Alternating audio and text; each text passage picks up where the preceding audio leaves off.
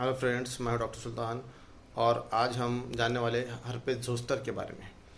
तो हर्पेज जोस्टर के बारे में जानते वक्त हमको कन्फ्यूजन हो सकता है कि हर्पेज सिम्प्लेक्स क्या है, हर्पेज सिम्प्लेक्स वायरस 1, हर्पेज सिम्प्लेक्स वायरस 2 और वेरिसेला जोस्टर। तो ये दो तीन टर्म हैं जिसके बारे में कन्फ्यूजन हो सकता है, तो हम थोड़ा उससे क्लियर कर लेंगे। तो हर्पेज सिम्प्लेक्स वायरस 1 इससे होता है ओरल लीजन्स, हर्पेज सिम्प्लेक्स वायरस 2 इससे होता है जेनाइटल लीजन्स। तो ये हो गया हर्पेज सिम्प्लेक्स वायरस। अब दूसरा होता है वेरिसेला जोस्टर वायरस, VZV जिसे कहते हैं। तो वेरिसेला जोस्टर वायरस का अगर फर्स्ट टाइम इन्फेक्शन होता है उसे हम कहते हैं कि चिकन पॉक्स। और वेरिसेला जोस्टर वायरस जब इन्फेक्शन हो जाता है तो उसके बाद डॉर्सल रूट गैंग्लियन में सेंसरी गैंग्लियंस के अंदर डॉर्मेंट स्टेट में रह जाता है। और कुछ सालों के बाद अगर पर्सन का इम्यूनिटी कम हो जाती है या फिर वो स्टेरॉइड लेना स्टार्ट कर देता है या फिर डिसीजेज जैसे इम्यूनिटी कम करने वाले TB, कैंसर, HIV ऐसे कंडीशंस के अंदर इम्यूनिटी कम होने के बाद वापस रिएक्टिवेशन होता है वापस रिएक्टिवेशन होता है वेरिसेला जोस्टर वायरस का। उसे हम कहेंगे कि शिंगल्स, मतलब हर्पेज जोस्टर। तो varicella zoster is a primary infection caused by varicella zoster virus, and shingles मतलब herpes zoster is a reactivation of the varicella zoster virus। तो अभी हम जानेंगे ट्रीटमेंट के बारे में कि ट्रीटमेंट अगर हर्पेज सिम्प्लेक्स है या ट्रीटमेंट अगर वेरिसेला जोस्टर है। तो वेरिसेला जोस्टर मतलब primary infection caused by varicella zoster virus जो कि बच्चों में होता है। तो उसमें क्या ट्रीटमेंट दिया जाएगा। और दूसरा है कि जो अडल्ट्स में होता है जिसे हम शिंगल्स कहते हैं और हर्पेज जोस्टर कहते हैं।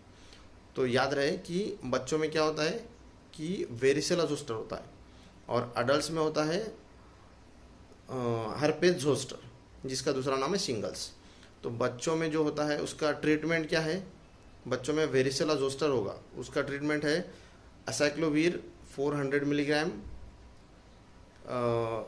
थ्राइस अ डे, मतलब डेली 1200 मिलीग्राम तक की हम दे सकते हैं।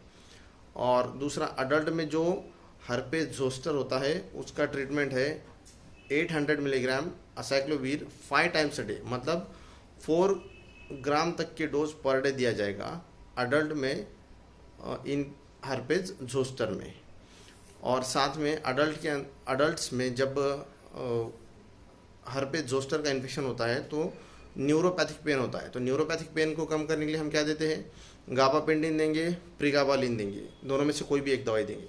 तो अगर गाबापेंटिन दे रहे हैं हम तो उसमें हमको 300 मिलीग्राम HS 300 मिलीग्राम नाइट में हम स्टार्ट करेंगे और उसका डोज ग्रेजुअली हम बढ़ा सकते हैं 300 फिर 600। इस तरीके से हम पर डे मोर देन 1200 भी दे सकते हैं, अप टू 1800 तक के। लेकिन इससे क्या होता है, सिडेशन होता है, इसीलिए 300 milligram per day at night ऐसा करके हम दे सकते हैं। या फिर उसको 2 टाइम्स कर सकते हैं, मॉर्निंग में भी 300 और इवनिंग नाइट में भी 300। और दूसरा अगर हमने प्रीगाबालिन दिया तो न्यूरोपैथिक पेन के लिए अगर हमने प्रीगाबालिन दिया तो उसका डोज होता है 75 मिलीग्राम से स्टार्ट करो नाइट में वंस अ डे, और उसके बाद में ग्रेजुअली उसको ट्वाइस अ डे करो। और जैसे पेन सबसाइड होता है 15 डेज तक के हम इसको दे सकते हैं। इसको आगे भी कंटिन्यू किया जा सकता है। दूसरा गाबापेंटिन और प्रीगाबालिन का यूज़ कहाँ कर सकते हैं, साइटिका में कर सकते हैं, neuropathic pain due to diabetic neuropathy या फिर पोस्ट हर्पेटिक न्यूरालजिया। ये पोस्ट हर्पेटिक न्यूरालजिया मतलब कि जो इन्फेक्शन हर्पेज जोस्टर के बाद जो नर्व का पेन हो रहा है उसे हम कहेंगे post herpetic neuralgia. Thank you.